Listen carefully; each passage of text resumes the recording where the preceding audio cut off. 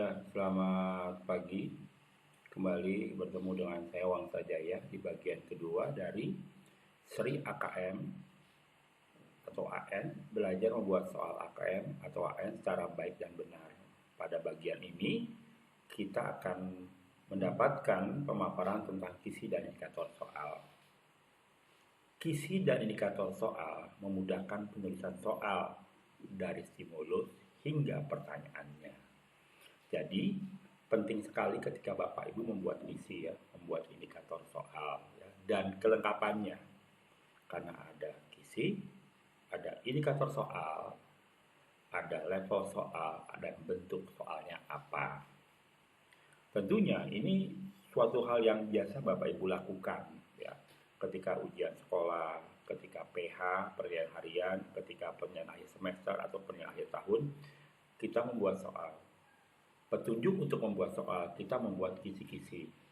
Ya, kisi-kisi disusun berdasarkan kesepakatan para guru yang mengajar di tempat, kecuali ujian sekolah. Ujian sekolah itu biasanya pihak MGMP di Dinas Pendidikan masing-masing kota membuat kisi-kisi yang dirancang untuk satu mata pelajaran yang diusahakan berlaku untuk satu wilayah. Pada bagian ini kita belajar membuat kisi dan indikator soal yang kisi dan indikatornya sudah terverifikasi, yaitu dari lembaga yang disebut sebagai Puspendik, Pusat Penilaian Pendidikan. Karena mereka membuat kisi dan indikator soal sudah pasti terverifikasi. Bapak Ibu sekalian, tentunya Bapak Ibu pernah melihat soal ini. Soal ini soal-soal tahun terakhir dari ujian nasional. Soal ini berbeda dengan soal-soal yang umumnya di ujian nasional berbasis komputer ya.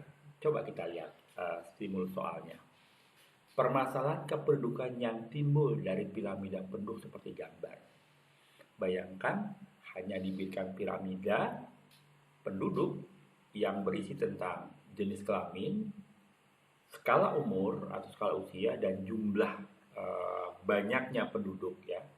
Kita lihat ini ada jenis kelamin, ini ada skala umur 0 sampai 5, 6 sampai 9, 10 sampai 14 dan seterusnya. Setelah itu ada jumlahnya ya, dari 0 sampai dengan 7 dalam satuan juta. Siswa diminta untuk berpikir, menarik kesimpulan, membuat interpretasi, menganalisis, dan akhirnya memprediksi. Ini soal yang levelnya naik dari soal-soal yang biasa pada umumnya kita berikan di kelas. Karena siswa diminta untuk kira-kira masalahnya apa gitu. Walaupun bentuk piramidanya agak berbeda dengan yang kita ajarkan di sekolah. Kita punya 3 piramida dan belum pernah lihat piramida seperti ini gitu. Seperti ya. Jadi anak-anak diminta berpikir dengan stimulus berupa gambar. Kira-kira apa persoalannya? Yang kedua, berikut adalah sketsa salah satu wilayah perkotaan di Pulau Sumatera.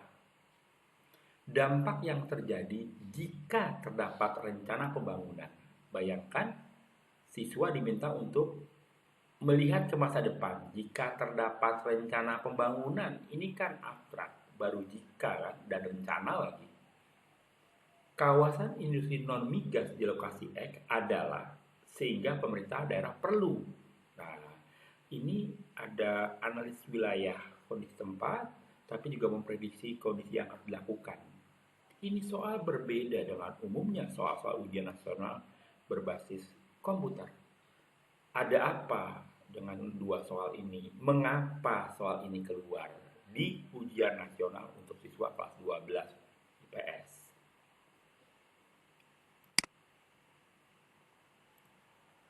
Bandingkan dengan soal ini. Ya. Soal yang tidak memuat materi pembelajaran, bukan materi pelajaran khusus, tapi merupakan materi yang umum ya. Soalnya adalah jika diberikan bejana berisi air dengan 5 pipa masing-masing berdiameter 1 cm dengan tinggi bejana 1 meter, diameternya 40 cm dan jarak antar pipa adalah ya, pipa adalah 15 cm. Buatlah urutan jarak jatuhnya air ke pipa. Jadi ketika airnya berisi di bejana tersebut, airnya akan turun. Nah, jarak jatuhnya air ke itu berapa jarak jatuhnya air dari titiknya ke bejana, harusnya ya ke bejana bukan ke pipanya, jaraknya ke bejana itu berapa sentimeter. Disuruh meminta membuatkan urutannya. Ini eh, bukan tebak-tebakan manggis ya, siswa harus memperkirakan kira-kira makin tinggi jatuh air makin jauh atau makin dekat gitu. Kalau makin bawah jatuh airnya seperti apa, kan dia berpikir masalah tekanan sebagainya, masalah volume air dan sebagainya. Yang kedua, jika diberikan wadah gelas dengan ukuran yang sama, tentukan posisi pipa yang mana yang membuat gelas paling cepat penuh. Jadi gelas yang ada di A, di B, di C, di D, dan di E. Itu diurutkan mana yang paling cepat penuhnya. Yang ketiga, berdasarkan jawaban nomor 1 dan 2, apa kesimpulannya akan yang kalian peroleh? Jelaskan. Ini pertanyaannya pertanyaan esai, mengurai ya, uraian yang jawabannya tidak jawaban kosong, tapi anak akan berpikir ya. Berikutnya timbangan ya. Timbangan 1 terdiri dari 3 bola, 1 ada silinder ya. Timbangan 2 ada 2 silinder, 1 bola dan 1 kubus. Ternyata timbangan 1, timbangan 2 itu setimbang ya. Timbangan 1 setimbang, timbangan 2 setimbang. Nah, pertanyaannya adalah timbangan ketiga. Berarti ada kasus ya, ada kondisi yang diciptakan. Kalau seandainya 2 kubus 1 bola, maka di piring yang satunya apa isinya? Seperti itu. Oke, maaf ini kelempar ke depan lagi. Selanjutnya. Soal AKM itu mempunyai levelisasi Bapak Ibu. Levelisasinya adalah soal numerasinya berisi tentang pemahaman konsep, aplikasi konsep, penalaran konsep, pendapat, menilai, pengambilan, dan keputusan ya. Kalau di UNBK atau ujian sekolah kita kenal C1, C2, ya, C3, C4, C5, C6 yang oleh Quiz di klaster menjadi L1, L2 dan L3. Jadi ini mirip Bapak Ibu. Maka saya katakan ini hal yang biasa. Bapak Ibu tidak perlu terlalu teriak, oh, ini ada apa lagi gitu. Sebenarnya ini sama saja. Cuma klasternya berbeda, bagian mana yang dihilangkan. C1, C2 itu L1, itu pemahaman konsep. Saya ulangi, C1, C2 itu L1, itu pemahaman konsep, pengertian dan pemahaman konsep. C3 itu aplikasi konsep. C4, C5, C6 itu L3, jadi dari penalaran, pengambilan kesimpulan, dan sebagainya. Jadi, tidak usah ketakutan dengan soal AKM. Kenapa? Ini soal UNBK lah, jadi sebenarnya persiapan siswa ya tidak perlu terlalu ketakutan, apalagi ini kan soalnya lebih enak. Kenapa AKM lebih enak? Karena soalnya lebih menantang ya, bukan hafalan. Saya ulangi, bukan hafalan, lebih ke arah pemahaman konsep. Nggak ada lagi ditanyakan ini termasuk konsep geografi apa, konsep esensial apa tidak. Ya. Berikutnya adalah literasi membaca, karena AKM itu berisi 2 hal, yaitu numerasi dan literasi membaca. Kenapa 2 hal ini? Karena inilah yang diujikan pada PISA ya. Kekurangan siswa di Indonesia itu 2, menghitung dan membaca. Di literasi membaca itu levelnya adalah mencari informasi dalam teks, memahami teks, menginterpretasi dan mengintegrasi teks, mengevaluasi dan merefleksi teks. Tidak terlalu mengagetkan kan mencari informasi dalam teks. Jadi kalau sudah baca, bagian mana teks ini yang terdapat secara tersurat dan tersirat. Memahami teks itu sama dengan pemahaman konsep ya. Jadi teks ini maunya kemana gitu, dia harus dipahami. Menginterpretasi dan mengintegrasi teks. Ini teksnya diinterpretasikan sebagai apa dan bisa dihubungkan dengan hal apa lagi.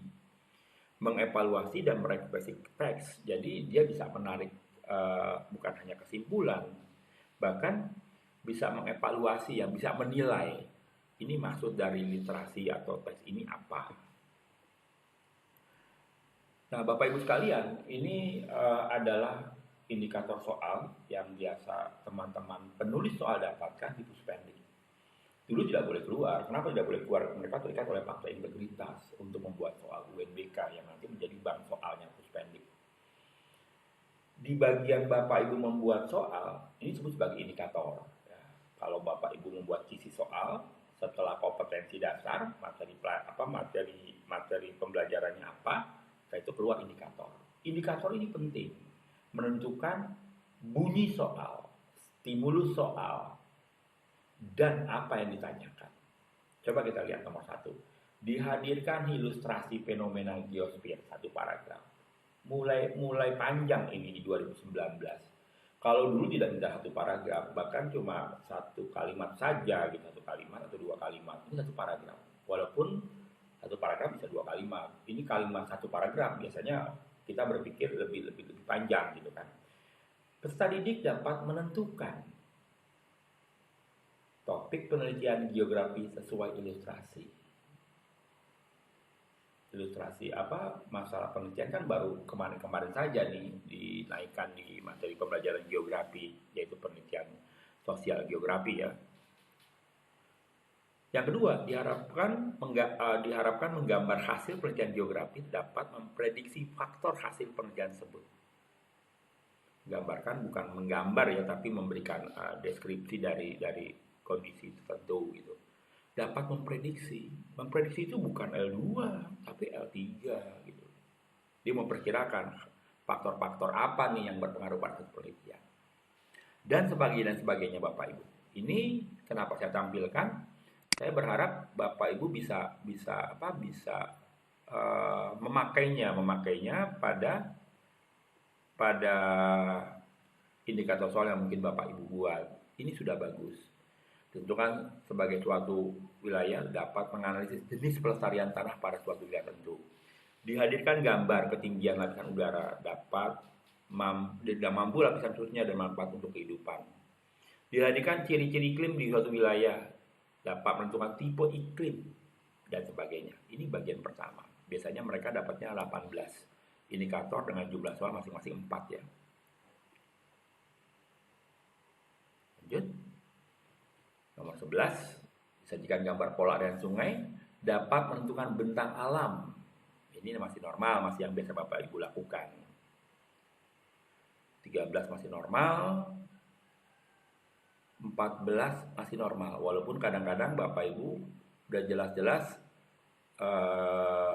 menentukan lokasi taman nasional ya, maka dibuatnya adalah bisa peta Indonesia atau pulau tertentu gitu kan. Ini kan nggak disebutkan, hanya menentukan saja, jadi bisa tidak pakai gambar, langsung saja taman nasional yang ada di Kalimantan Timur adalah dan melindungi hewan-hewan bla bla bla gitu. Seperti itu Bapak Ibu. Nomor 15, dihasilkan gambar pola sungai, dapat menentukan karakter fisik wilayah yang diminta.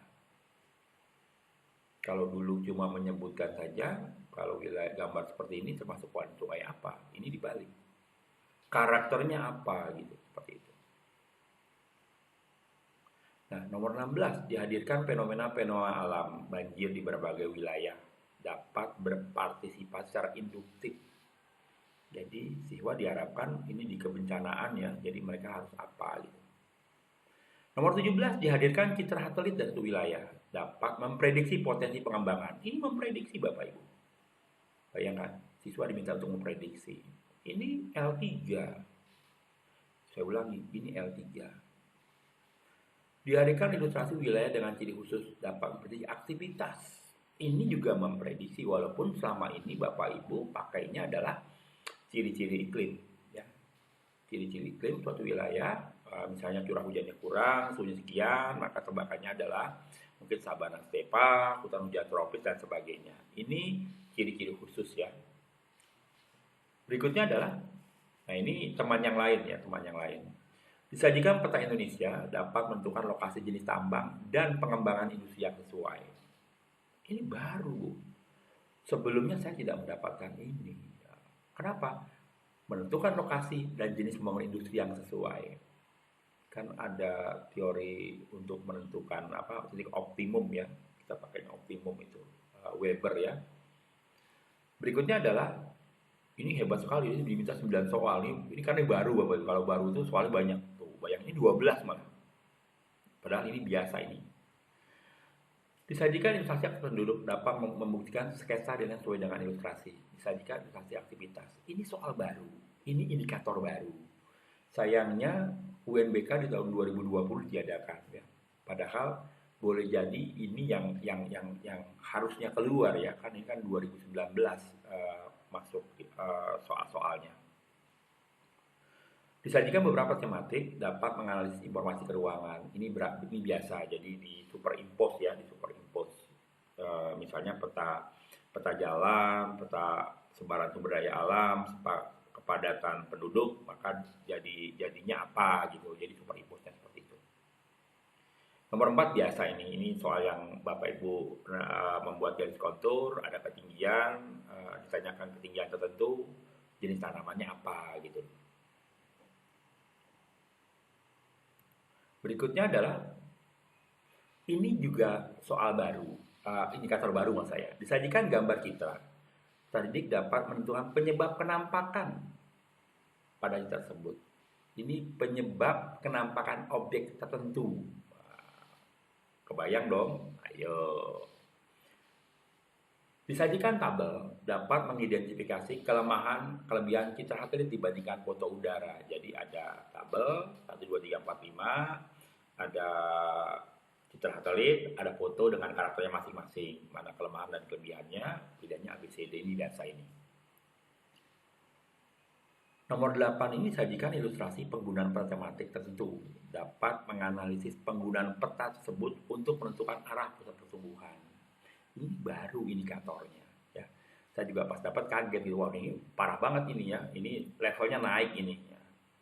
Nomor 9, peserta didik dapat menentukan proses SIG yang ditujukan untuk analisis aktor tertentu.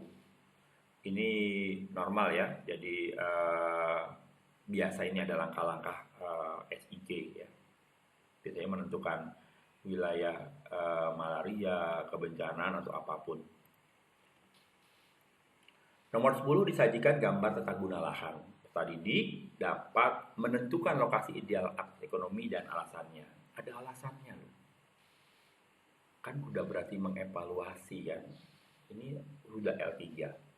Disajikan ilustrasi suatu wilayah dapat menjelaskan faktor yang memengaruhi wilayah tersebut menjadi pertumbuhan. Ya, ini kalau soal yang biasa bukan ilustrasi, dia hanya menanyakan faktor yang menentukan suatu wilayah menjadi pusat pertumbuhan. Ini tambahnya disajikan ilustrasi.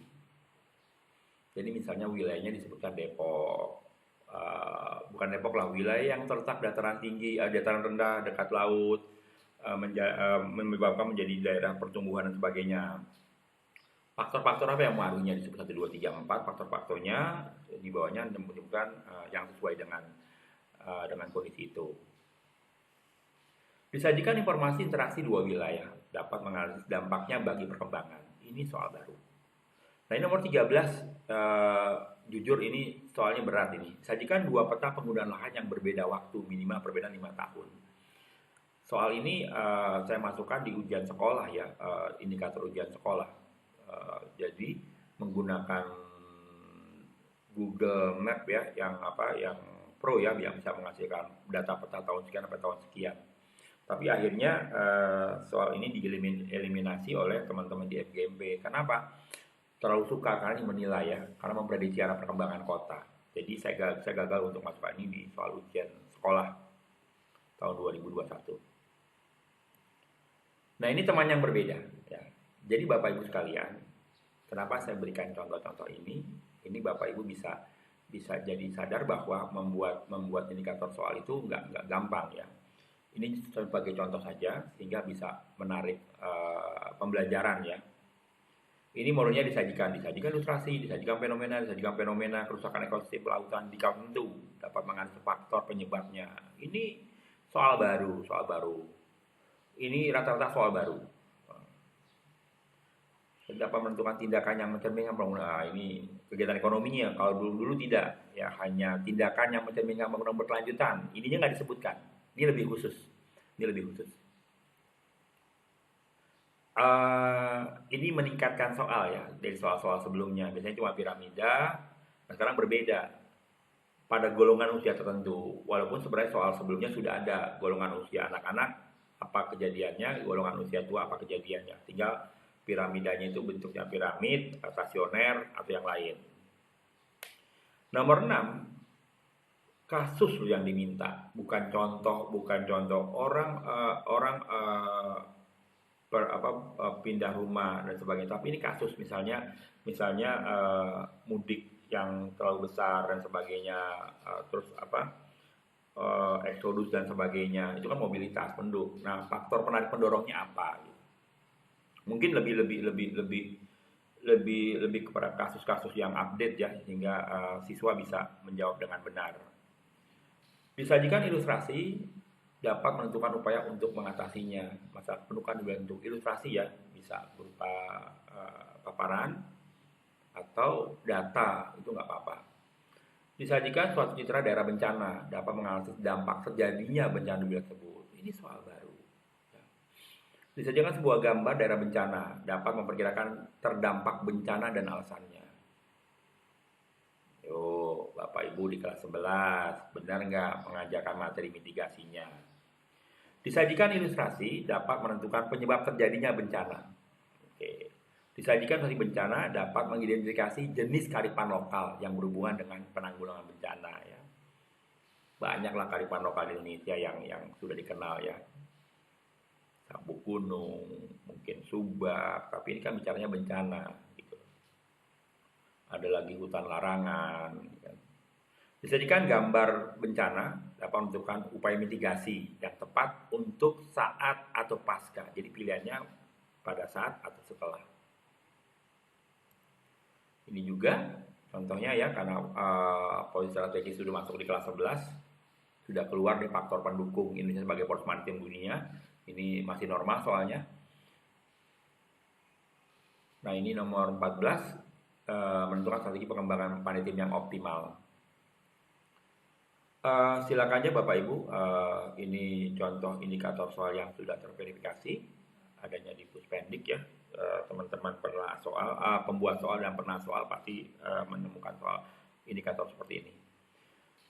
Dalam ujian nasional SMA atau sederajat mulai tahun 2015 ada perbedaan pola soal, yaitu 10% soal UN mengadopsi soal dengan standar internasional, PISA ya. Soal PISA selalu berorientasi kepada pemecahan masalah, tidak sekedar hafalan. Soal-soal PISA memakai nalar tinggi. Tingkat kesulitan soal dalam UN 2014 terdiri dari 20 soal susah, 70 soal sedang, dan 10 soal mudah. Memangnya gembungnya di tengah ya, Tapi ingat, soal susahnya lebih banyak dari soal gampangnya. Selama ini kita terbalik buatnya. Soal mudahnya besar, soal sedangnya makin sedikit, soal sulitnya sedikit sekali gitu kan. Misalnya 25 15 5, 25 15 5 atau 25 15 10 ya. Pemanfaatan soal PISA dan TIM sekaligus untuk mengukur kemampuan kompetensi kita dibandingkan soal-soal dari luar negeri. Standar PISA tetap masuk kisi-kisi. Tahun 2015 jumlah soal UN yang mengadopsi PISA hanya 2 soal dari total 40-50 soal UN. Selain memuat soal PISA, UN juga dibuat oleh teman-teman di perguruan tinggi, 10% dari soal 5 soal dari mereka ya. Tahun 2016 jumlah soal UN yang mengadopsi PISA TIM ditingkatkan menjadi 8-10 soal dari total 40 sampai dengan 50 soal. Jadi makin ke belakang itu makin tinggi. Makanya ketika tahun 2019 itu soal PISA-nya banyak gitu. Tadi salah satunya tadi dua soal yang saya paparkan ke Bapak Ibu soal tahun 2019. Langkah untuk membuat AKM adalah buat kisi-kisi dengan unsur KD, indikator soal, dan level soal versi AKM. Indikatornya levelnya apa? Lihat di bawahnya, ini levelnya. Ya. Literasi, levelnya hanya ini. Nah, ini literasi, ya, levelnya ini. Yang kedua yang diminta adalah indikator soal. Tadi udah contoh indikator soal. Perbedaannya, kalau di ujian nasional, 1 KD bisa terdiri dari berapa soal? 1 KD bisa terdiri dari beberapa indikator soal. Tapi 1 indikator soal bisa 1 soal. KD bisa terdiri dari beberapa indikator soal, misalnya KD-nya adalah tentang litosfer, maka indikator soalnya bisa banyak. AKM juga demikian, kalau AKM itu lebih ke arah satu wacana, satu stimulus, satu literasi, dia bisa banyak soal modelnya ya. Nanti ada soal yang pilihan ganda majemuk, memilih opsi benar salah, uraian dan uraian singkat, atau mengisi dengan frasa atau kata yang tepat. Rancang stimulus bisa data, gambar, peta, tabel, infografis dan sebagainya. Dan rancang soalnya, ingat, membuat soal AKM itu lebih enak ketimbang buat soal UNBK atau ujian sekolah. Bapak Ibu menikmati sekali nanti. Uji keterbacaan setelah buat soal, uji terbaca, tanya kepada teman, ini kamu ngerti nggak soal ini dari sisi materi dan kontennya, dari sisi bahasa dan sebagainya. Nanti ketahuan, oh ini kurang dan sebagainya. Setelah sudah yakin, perbaiki, uji coba kepada siswa. Karena kadang-kadang ketika nanti soalnya bisa dijawab siswa, banyak siswa tidak bisa menjawab soal nomor sekian, karena kutip itu, pasti ada kesalahan. Kalau semua siswa salah menjawab, pasti ada persoalan. Kalau sudah uji coba, siswa tidak masalah, nilainya bagus, dan sebaran jawabannya bagus, soal itu terverifikasi. Jadi bank data soal Bapak Ibu.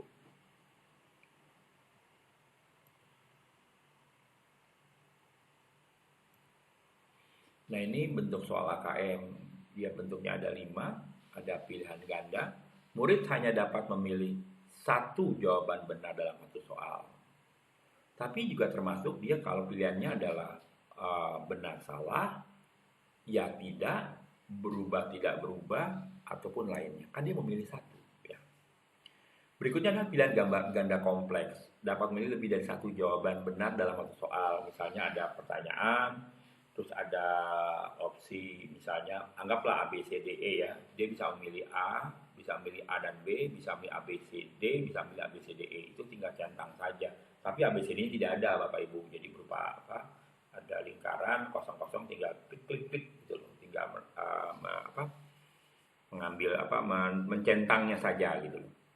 Menjodohkan, murid menjawab dengan cara menarik garis dari titik ke titik lainnya dalam merupakan pasangan pertanyaan dengan jawaban. Jadi dari kolom pertama ke kolom kedua, dia narik garis itu. Sebaiknya antara pertanyaan dengan jawaban itu jumlahnya sama, sehingga tidak menyulitkan siswa, karena menyulitkan maksudnya begini, pilihan jawaban kebanyakan, soalnya sedikit, ini mengganggu. Sebaiknya kan ini menjodohkan. Kalau menjodohkan berarti kan harus berjodoh gitu kan, menjodohkan itu harus berjodoh, jangan nanti ada pilihan jawaban yang jomblo, kasihan deh dia nggak ada pilihan, nggak ada jodohnya kan gitu kan Bapak Ibu. Berikutnya isian singkat, murid dapat jawab berupa bilangan, kata, menyebutkan nama benda, tempat atau jawaban pastinya. Ingat, isian singkat. Berdasarkan pernyataan di atas termasuk konsep bla bla bla. Udah, konsep geografi kan cuma 10, konsep keterjangkauan. Termasuk konsep kehidupan manusia itu nggak benar, nggak ada, karena konsep cuma 10. Yang berikutnya adalah ini yang paling enak buatnya, tapi paling nggak enak memeriksanya. Uraian. Murid menjawab soal berupa kalimat-kalimat untuk menjelaskan jawabannya. Bapak Ibu dalam membuat soal uraian ini sebaiknya sesuatu yang anak tidak memakai kembangnya kebanyakan gitu, Saya makanya kalau di soal uraian biasanya uraian berstruktur, itu lebih gampang menilainya. Ya. Di AKM sih terbuka ya, sehingga anak bisa menulis panjang lebar. Tapi Bapak Ibu kalau kelasnya Bapak Ibu ngajar banyak harus mikir-mikir ulang. Kalau AKM-nya Bapak Ibu ngadain sendiri. Tapi kalau yang ngadakan pusmejar ya nggak masalah gitu kan. Kan saya bicaranya 2 nih. AKM yang pusmenjar yang untuk skala nasional, sama yang AKM kelas yang Bapak Ibu harus siap-siap melatih siswa dengan soal-soal yang mungkin lebih ke arah materi pembelajaran Bapak Ibu. Walaupun tidak harus geografi ya, tapi lebih umum, tapi soal-soal geografi bolehlah dimasukkan agar pembelajaran kita juga bermakna gitu. Toh soal-soal bernuansa geografi di AKM itu lumayan banyak. Bapak Ibu, demikian materi saya di bagian kedua. Moga-moga berkenan. Saya selalu ingatkan, jangan berkeluh kesah dengan AKM. Yakini ini adalah kebaikan buat kita, menyiapkan siswa untuk hidup di masa yang semestinya dihadapi dengan kebaikan dan keberhasilan. Terima kasih. Selamat pagi. Assalamualaikum warahmatullahi wabarakatuh.